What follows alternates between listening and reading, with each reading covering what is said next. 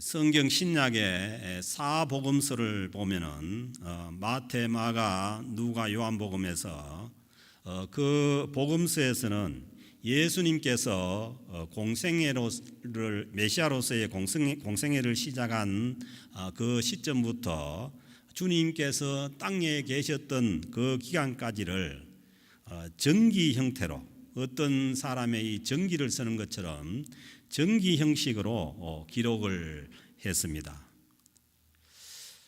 그래서 이 복음서에 써진 내용을 오늘 이 주신 사도행전 1장 1절 2절에서 다시 한 번 더 요약을 하고 있는데요.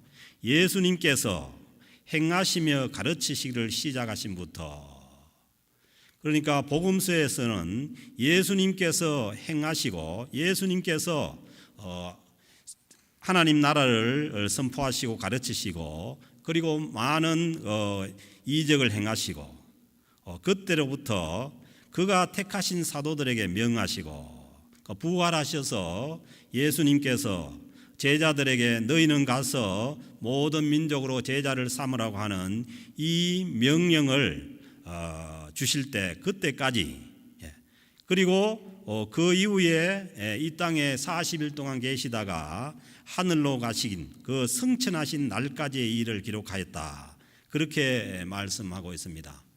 그래서 복음서에서는 예수님께서 메시아로서 이 땅에 계셨을 때에 일어났던 모든 일들을 기록하고 있습니다.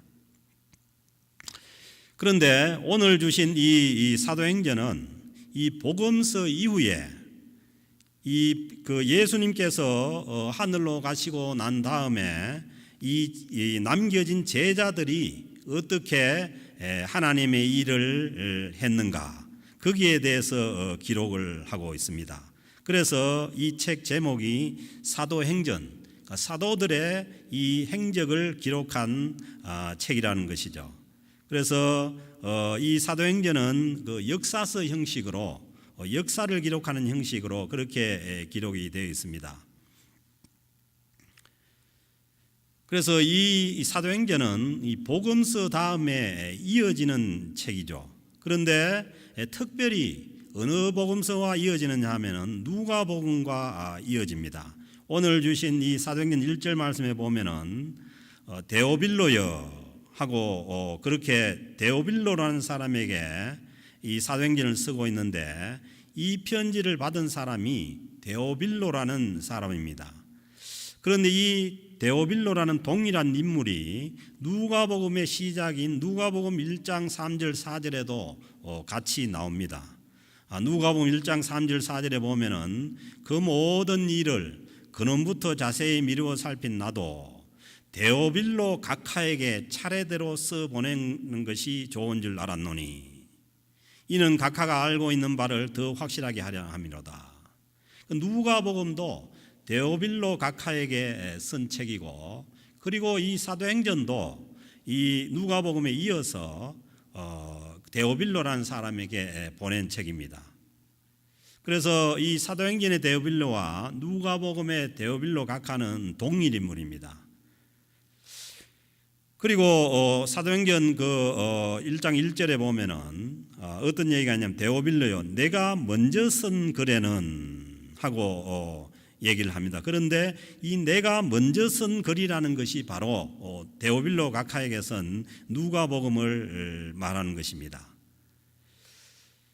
그래서 이 누가복음이 전편이고 누가복음의 후편이 이 사도행전 말씀입니다. 그러니까 우리가 복음서를 읽을 때 이 누가복음과 사도행전을 이어서 읽으면은 더 연결이 잘 되고 이해가 쉽습니다. 전편인 누가복음은 예수님의 이 공생의 행적을 기록한 책이고, 사도행전은 이어서 그 이후에 일어난 사도들의 행적을 기록한 책입니다. 그런데 오늘 주신 말씀에 보면은 3절에서 예수님의 그 행한 행적 중에서, 예수님께서 이 땅에 계실 때 행한 행적 중에서 마지막 부분인 이 부활 부분을 한 번 더 언급을 합니다. 3절의 말씀 보면 그가 고난 받으신 후에 또한 그들에게 확실한 많은 증거로 친히 살아계심을 나타내사 예수 그리스도께서 무덤에서 부활하신 그 증거로 그것을 증거하기 위해서 예수님께서 친히 자신이 부활했다는 부활해서 살아있다는 것을 여러 번 제자들에게 나타냈다는 거예요. 그리고 오늘 말씀에 보면 40일 동안 그들에게 보이시며 주님께서 부활하셔서 하루 이틀 계신 것이 아니라 40일 동안 제자들에게 보이시며 그리고 그때에 주님께서 제자들에게 하나님 나라의 일을 말씀하셨다. 그렇게 말씀합니다. 예수님께서 십자가에 돌아가셨다가 살아나신 후 40일 동안 제자들에게 여러 번 자신의 부활을 주님께서 직접 친히 증거하신 거예요. 그래서 그 증거하신 그 주님의 증거를 보면은 첫째 날에도 이 부활하신 날 무덤을 찾아갔던 막달라 마리아와 그 여인들 앞에 주님께서 친히 나타나셔서 내가 부활하신 예수라고 그렇게 친히 증거하셨고, 그리고 그 부활하신 날 저녁에도 이 제자들이 무서워서 그 문을 꼭꼭 잠그고 있는 거기에 직접 예수님께서 찾아가셔서 제자들에게 자신이 부활한 것을 친히 증거하셨어요. 그리고 이제 그때 그 자리에 도마라는 제자가 없었습니다. 그래서 이제 도마가 나중에 자기는 절대로 그걸 못 믿겠다. 내가 그 주님의 그 손의 못자국과 옆구리의 창자국에 자기 손가락을 직접 넣어보지 않고는 못 믿겠다고 그렇게 했을 때 8일 후에 도마와 제자들이 도마가 직접 거기 있는 곳에 또 주님께서 오셔서 친히 자신의 부활을 증거하셨습니다. 그날 또 제자들이 문을 닫고 있는데 주님께서 예고 없이 찾아와셔서 도마 앞에 그 십자가에 못 박힌 흔적 있는 손가락을 내밀어 그리고 도마에게 내 옆구리에 손을 넣어보라, 직접 넣어보고 믿으라고 그렇게 말씀합니다. 그러면서 주님께서 믿음 없는 자가 되지 말고 믿는 자가 되라고 그렇게 말씀하십니다. 아멘. 우리는 주님께서 수없이 부활을 친히 증거하셨지만은 우리의 생각이나 우리의 이 부정적인 그러한 생각으로 믿음 없는 자가 되지 말라는 것입니다. 그리고 믿는 자가 되라고 말씀합니다. 그러시면서 이어지는 말씀이 너는 나를 본 거로 믿느냐? 꼭 눈으로 보고 그 주님의 그 십자가에 그 못 박힌 그 못자국에 손을 넣어보고 그렇게 해야 믿느냐는 거예요. 그러시면서 보지 못하고 믿는 자들이 복되도다. 그렇게 주님께서 말씀하십니다. 아멘. 보지 못하고 믿는 자들이 복된 거죠. 그걸 일일이 다 확인을 하고 그렇게 해서 믿는 것은 어떻게 보면 믿음이 아니죠. 예수님의 부활을 보지 않고도 믿는 자들이 복된 자들입니다. 그래서 주님께서 친히 자신을 증거한 부활을 증거하셨는데 그 부활의 주님을 보지 않고도 믿는 복된 자들이 될 수 있기를 주의 이름으로 축복합니다. 그 이후에도 그 낙향에서 자신들의 절망에서 그 갈릴리 호숫가에 가서 물고기를 잡고 있던 그 제자들에게 또 주님께서 직접 나타나시죠. 그 절망 가운데 있는 제자들에게 나타나셔서 그 호숫가에서 떡을 굽고 물고기를 구워서 아침 식사를 마련해서 먹이면서 그렇게 제자들을 위로하고 회복을 시킵니다. 그래서 수차례 주님께서 친히 자신을 증거했을 뿐만 아니라 사도 바울이 이 부활장인 고린도전서 15장에서 또 보면은 성경대로 그리스도께서 우리 죄를 위하여 죽으시고 성경 말씀대로 우리 죄를 위하여 죽으시고 장사 지낸 바 되었다가 성경대로 3일 만에 다시 살아나사 성경 말씀대로 사흘 만에 다시 살아나셔서 게바 베드로에게 보이시고 후에 12제자에게와 그 후에 500여 형제에게 보였으나니, 그러니까 500명이 넘는 500명 이 형제니까 거기에 뭐 여자들도 있고 아이들도 있었으면 1000명이 넘었을 거예요.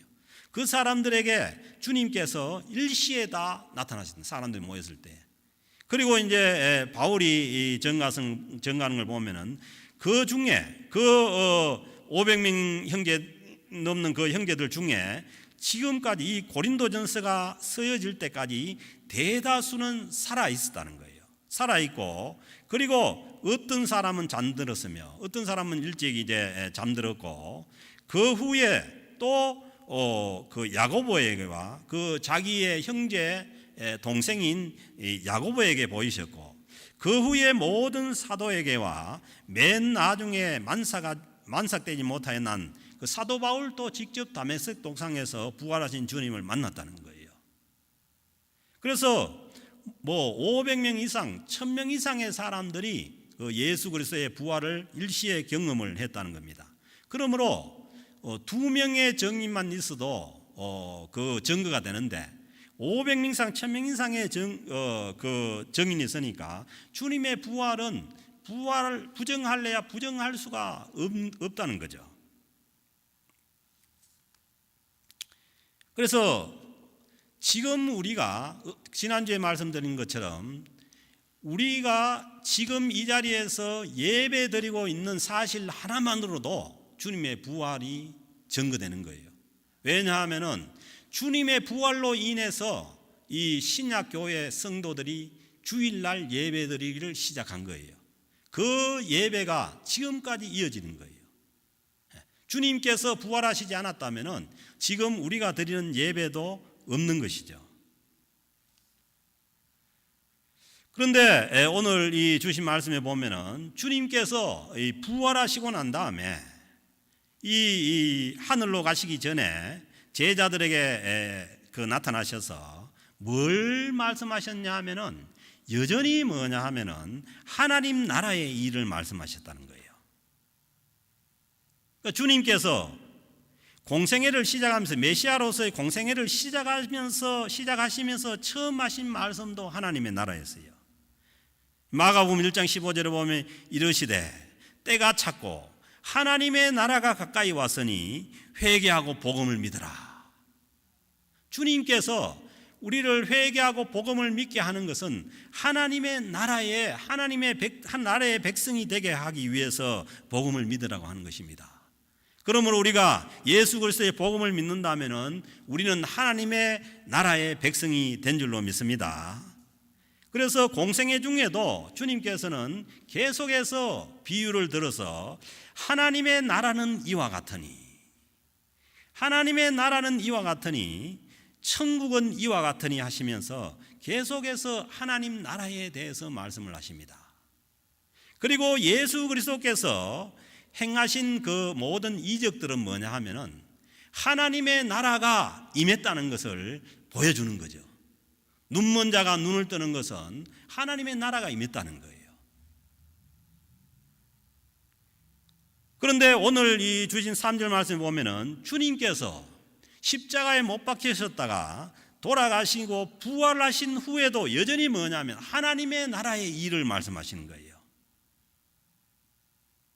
우리도 그런 경험을 할 때가 있습니다.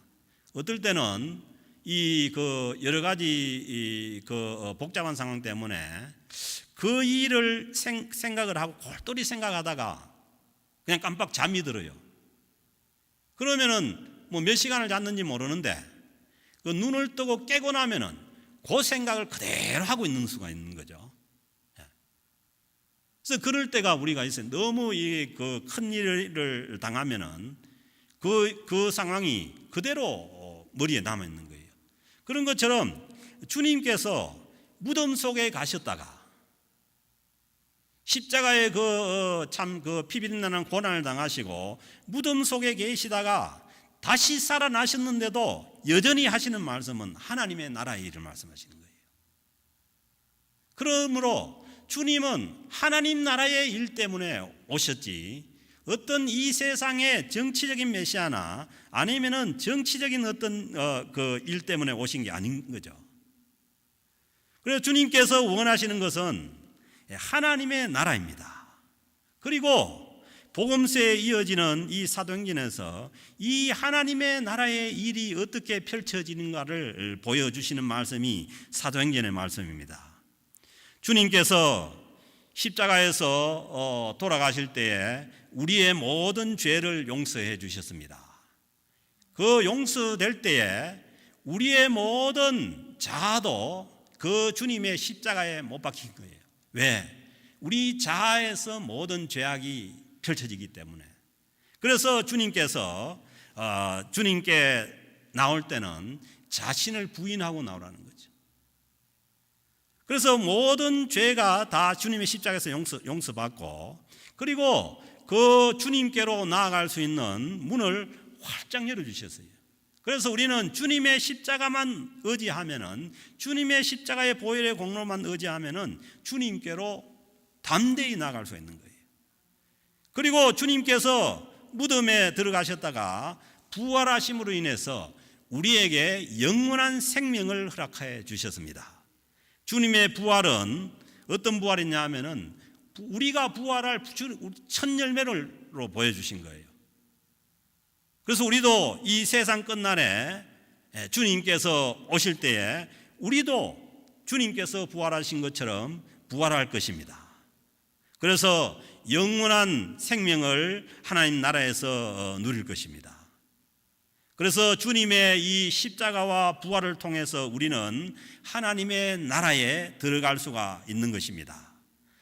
이 말씀을 다른 말씀으로 바울 사도는 이렇게 얘기합니다. 고린도후서 5장 17절에서 그런즉 누구든지 그리스도 안에 있으면 예수 그리스도의 십자가와 부활을 경험하고 그 예수 그리스도의 십자가와 부활 그 안에 있으면은 새로운 피조물이라는 거예요. 이 새로운 피조물이 무슨 피조물입니까? 완전히 주님께 모든 죄악을 용서받고 영원한 생명을 소유한 새로운 피조물이 되었다는 거예요. 이 새로운 피조물이 된 성도들은 주님의 십자가에서 모든 죄를 용서받고 주님의 부활을 통해서 영원한 생명을 가진 자들입니다. 그래서 우리가 구원을 받았다는 것은 우리의 모든 죄가 용서되었고 그리고 우리 안에 주님의 영원한 생명이 주어졌다는 겁니다. 이것을 요한복음에서 사도 요한은 영생이라고 하지요. 영원한 생명 가운데 사는 자들입니다. 이 하나님의 나라는 영원한 나라예요. 주님께서 우리에게 주시기를 원하시는 이 나라는 영원한 나라이기 때문에 설사 우리가 이 세상을 떠났어도 그 나라에 연결이 되어 있는 나라입니다. 그러므로 우리는 이 땅에서도 하나님 나라 백성이고 그리고 이 땅을 떠났어도 그 연결된 그 하나님의 나라에 여전히 하나님 나라 백성이 되는 것이죠. 우리 이 세상에서 주님께서 가져오셔서 주님의 십자가의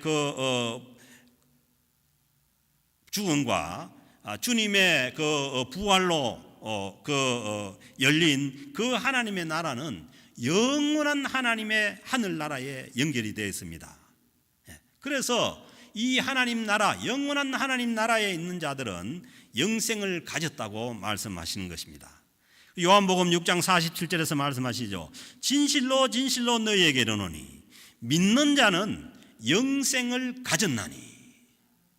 이미 뭐냐 하면은 하나님의 나라는 영원한 나라이기 때문에 그 나라에 있는 자들은 이미 영생을 가졌다는 것입니다. 이제 예수님의 십자가의 부활을 믿음으로 하나님의 백성이 된 우리는 이 하나님의 나라의 일을 알고 이제는 뭐냐 하면은 이 하나님의 나라의 일들을 하고 하나님의 나라를 이 세상 가운데 증거하라는 것입니다. 그래서 사도행전 1장 8절에 이어지는 말씀 보면은 오직 성령이 너희에게 임하시면 뭘 하느냐? 너희가 권능을 받고 예루살렘과 온 유대와 사마리아와 땅끝까지 이르러 내 증인이 되라 하시니라. 그래서 사도행전은 성령 행전이라고 하는데 성령께서 임하심으로 인해 가지고 이 주님의 복음이 하나님의 나라가 어떻게 전파되어 나가는지 그 모습을 보여주는 것이 사도행전 말씀입니다. 그렇죠. 사도행전 1장에서도부터 1장의 그 서론부터 하나님의 나라의 일을 말씀하시고, 그리고 사도행전 마지막 장 마지막 절인 사도행전 28장 31절에도 가면은 어떻게 이 사도행전이 끝났냐면 하나님의 나라를 전파하며 주 예수 그리스도에 관한 모든 것을 담대하게 거침없이 가르치시더라. 하나님의 나라가 전파되는 그 현장의 그 모습을 증거한 것이 이 사도행전의 이 글입니다. 그래서 사도행전은 처음부터 끝까지 하나님의 나라의 일에 대한 말씀인 거죠. 그런데 제자들이 이 부활하신 주님께서 이 승천하셔서 하늘로 가시게 되니까 이 제자들이 무엇을 해야 될지를 모르는 거예요. 주님의 십자가도 보았고, 그리고 주님의 부활도 눈으로 보았는데 그 다음에 무엇을 해야 될지, 무엇을 어떻게 해야 될지를 모르는 상황 가운데 있는 거죠. 그때에 주님께서 제자들에게 주신 말씀이 오늘 주신 4절 말씀입니다. 어떤 말씀이냐 하면은 사도와 함께 모이사 그들에게 분부하여 이르시되 예루살렘을 떠나지 말고 내게서 들은 바 아버지께서 약속하신 것을 기다리라. 왜냐하면은 참 며칠 전만 하더라도 십자가에 예수님이 처형되는 그 어려운 상황 가운데서 제자들이 이 자기네들의 어떤 의지나 힘으로 할 수 있는 일이 없었던 거죠. 그래서 이것을 아신 주님께서 제자들에게 예루살렘을 떠나지 말고 거기에서 아버지께서 약속하신 것을 기다리라는 거예요. 그래서 우리의 신앙생활은 항상 이 하나님의 약속에 기대를 해야 됩니다. 하나님께서 말씀하시지 않고 하나님께서 약속하지 않는 것은 어떻게 보면 하나님의 일이 아닌 것이죠. 그래서 하나님께서 약속하신 것을 기다리라는 거예요. 그래서 주님께서 이 십자가를 지시고 돌아가시기 전에 제자들에게 약속을 하십니다. 요한복음 14장 25절에서 보면은 보혜사 곧 아버지께서 내 이름으로 예수 그리스도의 이름으로 보내실 성령 그가 너희에게 모든 것을 가르치시고 내가 너희에게 말한 모든 것을 생각나게 하리라. 그래서 제자들이 앞으로 어떻게 가야 될지 모르고 그 주님께서 하늘로 가버린 그 상황에서 앞으로 하나님의 나라의 일을 어떻게 펼쳐야 될지 모르는데, 그런데 주님께서 약속하신 성령께서 오시면은 모든 것을 가르쳐 주시고 너희에게 말한 모든 것을 생각나게 해 주신다고 약속을 하신 것입니다. 그러므로 제자들은 지금부터는 이 성령님을 의지할 수밖에 없습니다. 성령님을 의지하지 않으면은 오직 성령이 너희에게 임하시면, 성령께서 임하시지 않으면은 하나님의 일을 할 수가, 하나님 나라의 일을 할 수가 없었던 것이죠. 그래서 하나님의 나라의 일을 시작하기 전에 모든 것을 인도하시고 가르쳐 주실 성령님을 기다리라고 말씀합니다. 사도와 함께 모이사 그들에게 분부하여 이르시되 예루살렘을 떠나지 말고 내게서 들은 바 아버지께서 약속하신 것을 기다리라. 그래서 우리는 모든 하나님의 일을 감당하기 전에 우리와 함께 하시는 성령님을 의지해야 됩니다. 우리의 의지로, 우리의 힘으로는 하나님의 일을 할 수가 없는 것이죠. 그래서 성령님의 인도하심을 따라가야만 되는 것이 하나님의 일입니다. 그러므로 우리는 모든 하나님의 일을 감당하기 전에 먼저 구할 것은 성령님입니다. 성령님께서 인도해 주시기를 기다려야 됩니다. 그리고 하나님의 나라 백성으로서 하나님의 일을 하기 위해서는 먼저 성령으로 세례를 받아야 할 것이라고 말씀합니다. 5절 말씀에 보면은 요한은 물로 세례를 베풀었으나, 물 세례는 받지요. 우리도 예수 믿으면 다 물 세례를 받지요. 그것은 사람이 주님께서 주신 그 위임을 받아서 그 사람이 세례를 주지요. 그렇지만은 주님께서 몇 날이 못 되어 성령으로 세례를 받는다고 말씀합니다. 그러므로 우리가 주님의 일을 감당하기 위해서, 그리고 이 하나님의 나라의 일을 감당하기 위해서는 반드시 성령의 세례를 받아야만 주님의 일을 할 수가 있습니다. 그래서 초대교회 예수님을 따르는 자들이 그때 이후에 이 120명이 마가 다락방에 모여서 기도하다가 성령 세례를 받습니다. 그리고 하나님의 일을 시작하게 되는데, 그것이 지금 우리가 속해 있는 교회입니다. 교회. 그 성령 세례의 결과로 이 땅에 교회가 탄생하게 됩니다. 그러면 교회는 주님의 부활로 인해서 주님께서 약속하신 대로 성령께서 이 땅에 임하심으로 시작된 것이 교회입니다. 그러므로 교회는 반드시 주님의 이 부활을 믿는 그 신앙 앞에 있어야 되고, 그리고 성령님께서 우리를 인도해 가셔야 됩니다. 사랑하는 성도 여러분, 지금과 같은 이 팬데믹의 이 어려운 상황 가운데도 마찬가지입니다. 우리가 어떻게 앞으로 가야 될지, 아니면은 우리가 어떻게 신앙생활을 해야 될지, 지금과는 많이 다른 그러한 패러다임이 나올 수가 있습니다. 그렇지만은 우리는 성령님께서 우리를 인도하고 계신다는 것을 우리가 믿고 성령님의 도우심과 인도하심을 구해야 합니다. 그래야만 우리가 이 어려운 상황에서 어느 길로 어떻게 가야 될지를 알 수가 있는 것입니다. 그래서 우리는 이 상황 가운데서도 늘 날마다 성령의 인도하심을 구함으로 여전히 우리는 하나님의 나라의 백성이고, 그리고 하나님의 나라의 백성으로서 흔들림 없이 살아가야 하는데, 그것은 성령님의 인도를 받는 것입니다. 사랑하는 성도 여러분, 여러 가지로 어려운 상황이지만은 우리는 이 상황에서도 초대교회의 그 주님께서 십자가에 못 박히고 부활하셨다가 이 땅에서 하늘로 가셔버리는 그 참 막막한 상황 가운데서 주님께서 약속하신 그 성령님이 오셔서 하나님의 일을 펼치신 것처럼, 오늘날 이 어려운 상황 가운데서도 우리가 성령님을 의지할 때에 하나님께서 우리를 인도해 주시고 하나님의 백성으로서 흔들림 없는 삶을 살아가게 하실 줄로 믿습니다. 고린도전서 15장 57절 58절 말씀 보면은 우리 주 예수 그리스도로 말미암아 주님의 그 십자가와 그 부활을 통해서 우리가 그 안에 있는 새로운 피조물이 됨으로 말미암아서 우리에게 승리를 주신 하나님께 감사하노니, 승리가 어디로부터 오느냐 하면은 예수 그리스도로부터 옵니다. 예수 그리스도로 말미암아서 우리에게 승리가 주어집니다.